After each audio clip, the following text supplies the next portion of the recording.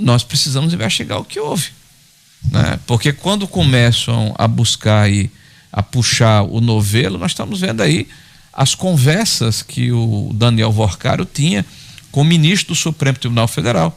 Aliás, no dia que foi preso, tinha conversas com o ministro Alexandre de Moraes e ele nega depois. Ele nega antes de ter sido publicado o extrato da conversa. Na verdade, dele. O ministro Alexandre de Moraes soltou uma nota poucos dias atrás dizendo que sequer conhecia Daniel Worcaro e tinha relação com ele, né? E ontem ele soltou uma nota negando, né? Apesar de ter 3 áudios apagados, e um técnico me passou uma mensagem agora que a PF tem sim condições de recuperar essas imagens, esses áudios com tempo de visualização única. Tem 3 áudios de visualização única que não conseguiram contextualizar diretamente do Worcaro com o Alexandre de Moraes. Mas a gente assiste, senador, de forma impotente o Senado não fazer nada, né? O senhor é senador, o senhor é líder da posição, mas a gente assiste o Davi Alcolumbre proteger tudo isso. E aí eu pergunto, antes do senhor responder sobre o presidente do Senado, o PL teme Daniel Worcaro?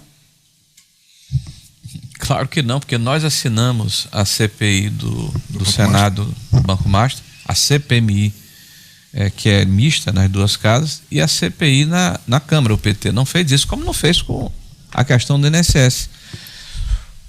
Tudo que acontece hoje no Congresso é fruto do voto do cidadão brasileiro. É bom lembrar que ali é um regime presidencialista, há a pressão da sociedade, que é legítima, há a investigação da imprensa, que está acordando, que passou muito tempo passando pano para o Supremo Tribunal Federal, para alguns membros, porque quando o Alexandre de Moraes, que abriu um inquérito junto com o Dias Toffoli em 2019, de ofício, né, para proteger naquela oportunidade o próprio STF, esse inquérito do fake news vai completar 8 anos agora.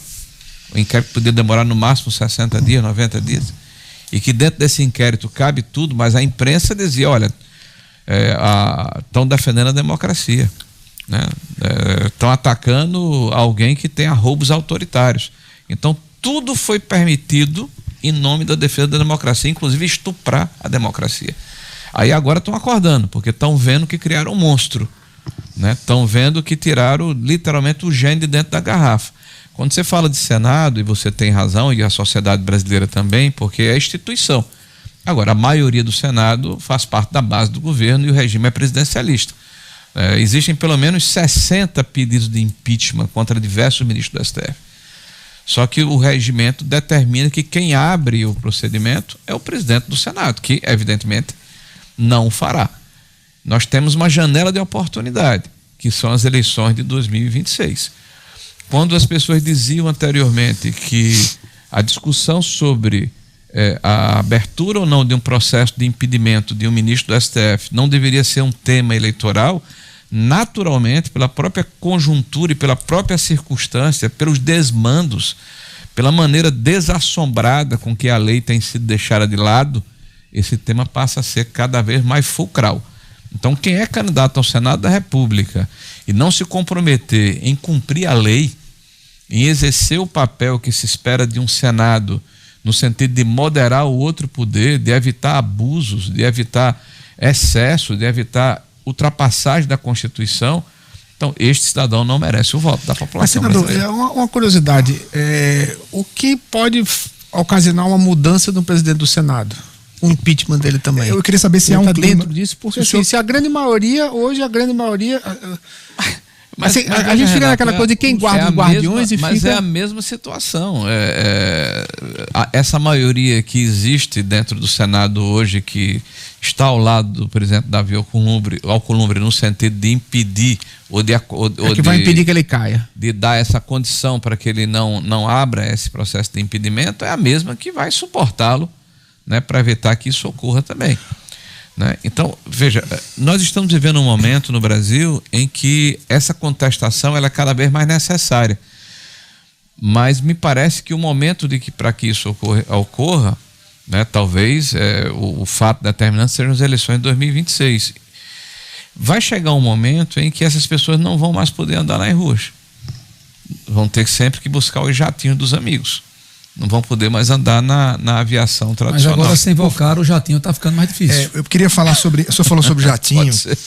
Eu queria uma opinião do senhor sobre o ex-ministro da Casa Civil do governo Bolsonaro, Ciro Nogueira.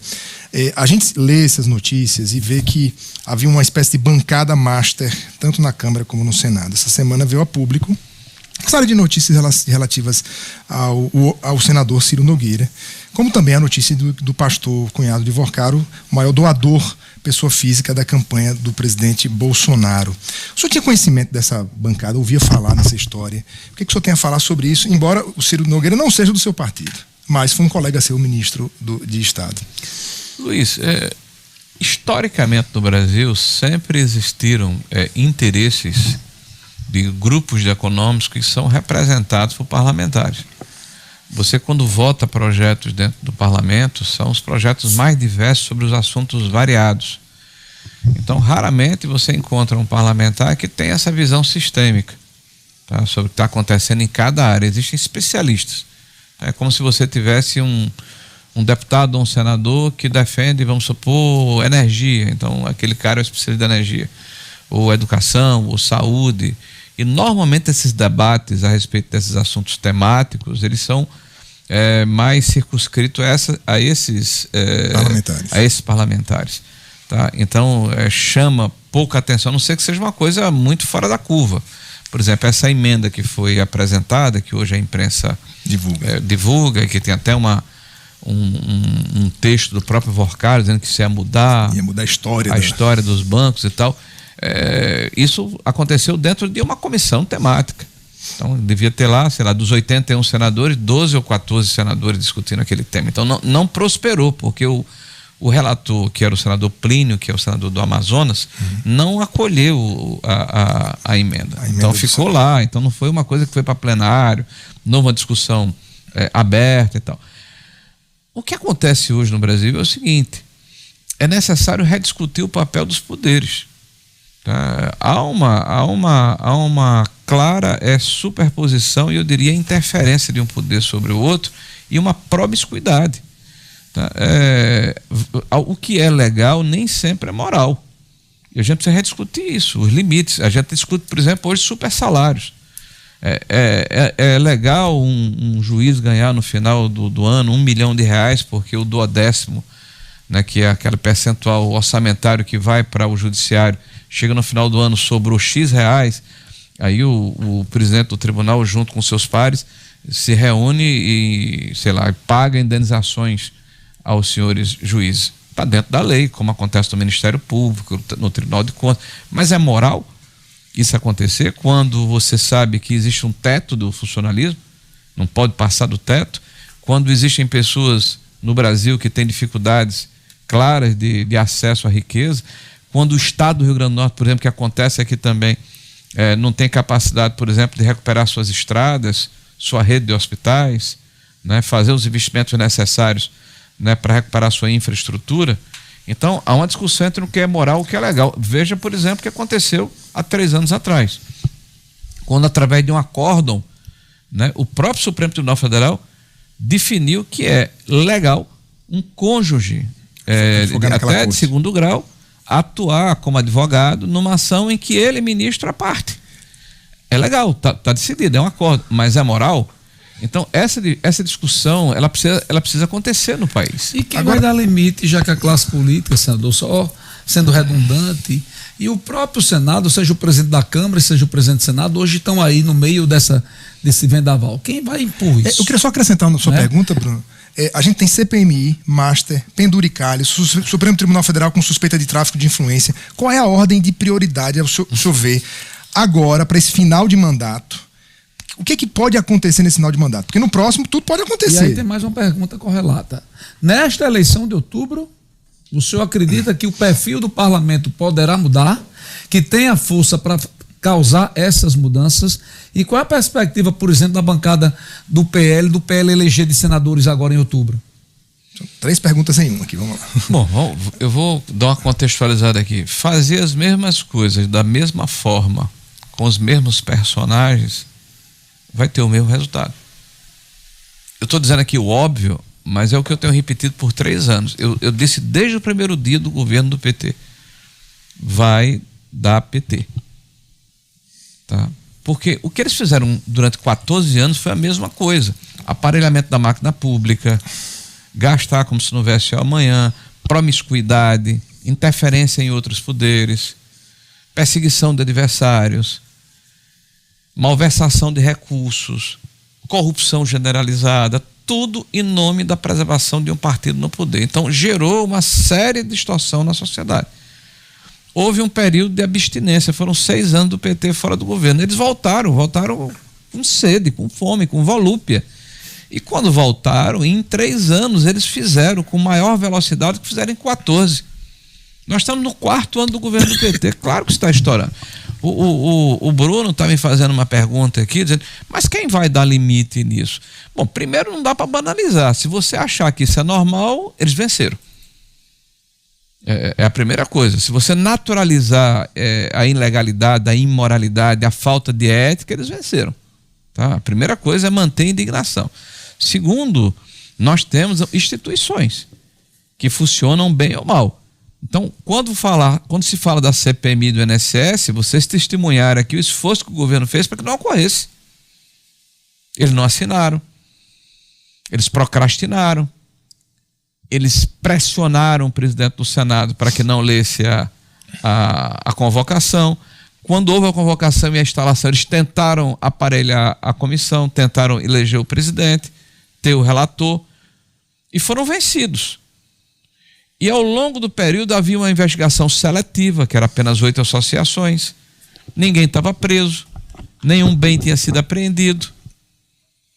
A comissão foi forçando de tal maneira que a ação saiu de um ministro e passou a ser redistribuída e caiu no colo do ministro André, por sorteio, porque antes estava avocado por um ministro, em cima de uma artimanha jurídica, porque se ressuscitou um processo da época de Bolsonaro em que havia um questionamento sobre a questão de expedição de carta sindical.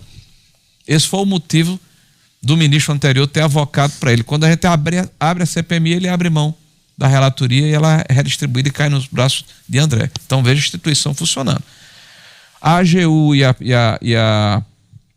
CGU investigando apenas 8 das 41 entidades que estavam com descontos associativos, inclusive não investigava a Conafé, a do irmão de Lula, que é a outra, não investigava a CONTAG, que é ligado ao PT. Que as que arrecadavam mais também. Então, né? que tinha 40% da sociedade. Então, a pressão da CPMI fez com que a investigação abarcasse as 41. A CPMI do INSS era resultados práticos? Tem 20 presos, 22 presos. Tem quase 3 bilhões de reais apreendidos. Tem um governo começando a devolver dinheiro dos aposentados. Tem o Lulinha com as suas contas evisceradas. Mesmo com a decisão do Dino, a gente já sabe o que aconteceu, porque foi posterior à abertura. Temos a Roberta Lutzinski, que era a pessoa que, segundo declaração, não é minha, do Edson Claro, que foi um dos presos, que foi quem recebeu o dinheiro de mesada do Careca para repassar para o filho do presidente. Está declarado dentro do inquérito. Tem o fato do filho do presidente ter viajado para Portugal com passagem paga pelo Careca.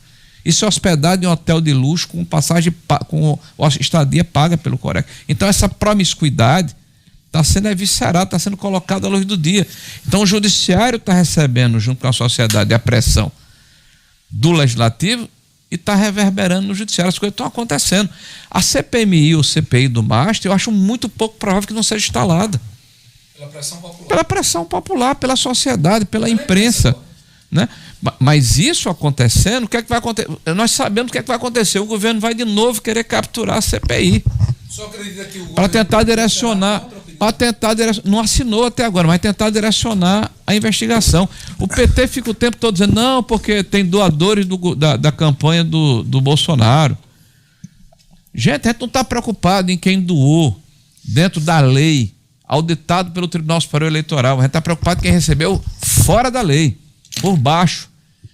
Quem fez tramóia, quem escamoteou a verdade, quem recebeu benesse. É isso que a gente está querendo saber. O que está dentro da lei está ali.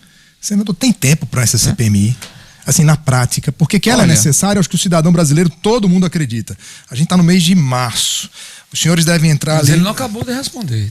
Queria saber se tem na prática. As duas pontas. Se o senhor acredita que o novo parlamento, eleito em outubro, deputados e senadores, poderão fazer a mudança no Congresso. Pois é, eu estava contextualizando para dizer justamente isso, mas continue. E qual a perspectiva do crescimento da bancada do PL no Senado? E por isso mesmo, essa indignação, a gente não naturalizar o mal feito que está acontecendo no Brasil, muita gente vai acordar para entender que o seu voto tem uma consequência. A gente está votando em pessoas, a pessoa é muito boazinha, é minha amiga, trouxe aqui uma emenda para o meu município, mas quando chega lá, vota contra você. Vota contra os seus interesses. Então isso vai ter que ser debatido no processo eleitoral. E eu não tenho dúvida nenhuma que vai mudar a correlação de força no Senado, como vai mudar a correlação de força na Câmara, tá? E nós aqui no Rio Grande do Norte vamos fazer a nossa parte. A nossa expectativa é sairmos hoje de 15 senadores do PL para 27 a 28 senadores nessa eleição. E a direita vai sair aí de 28 a 30 para 50, 52 senadores. É a nossa expectativa.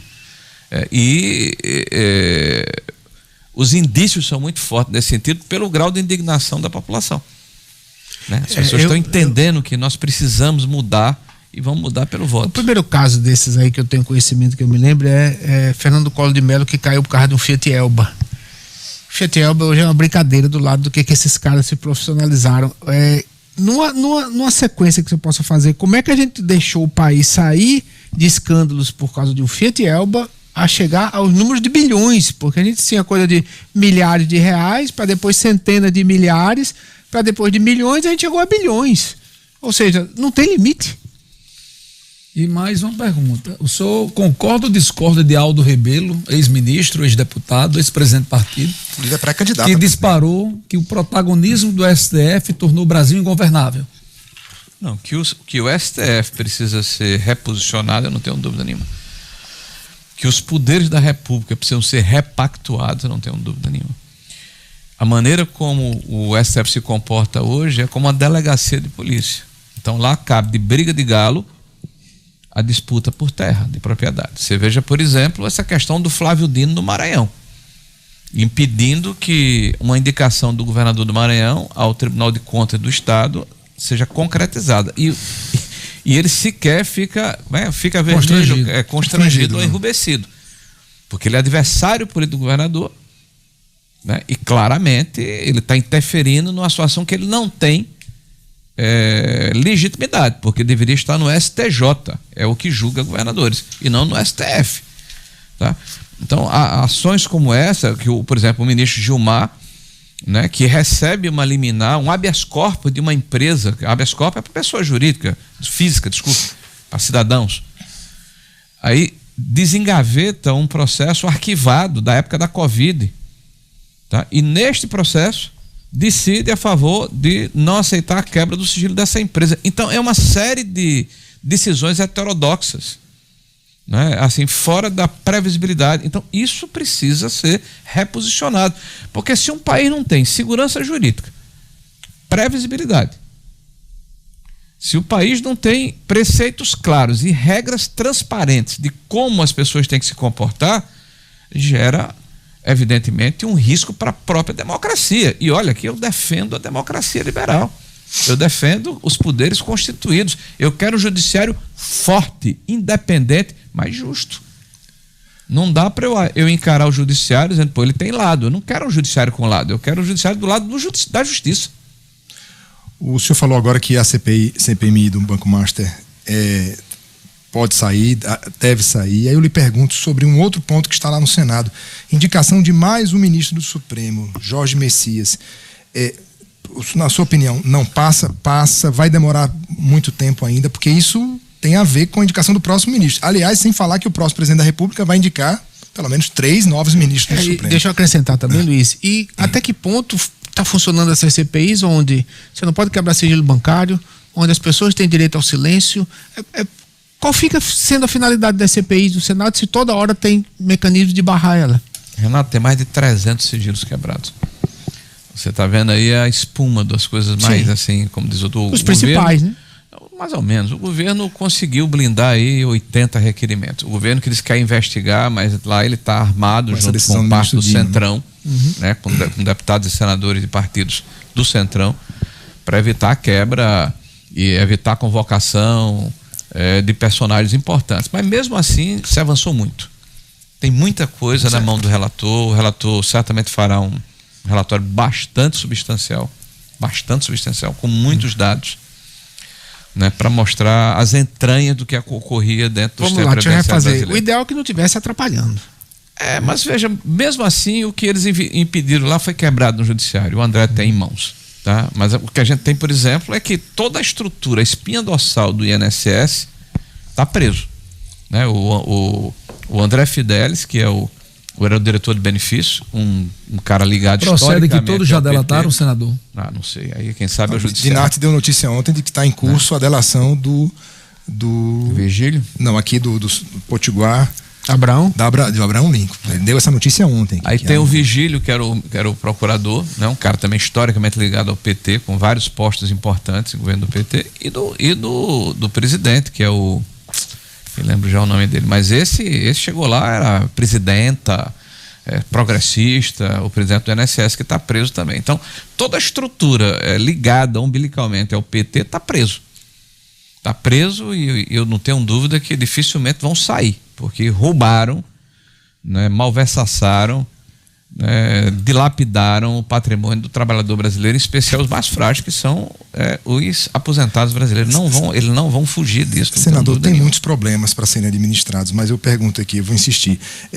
Indicação do Supremo, dosimetria, escala 6x1 e ainda mais uma possível possibilidade de uma CPMI do Banco Master.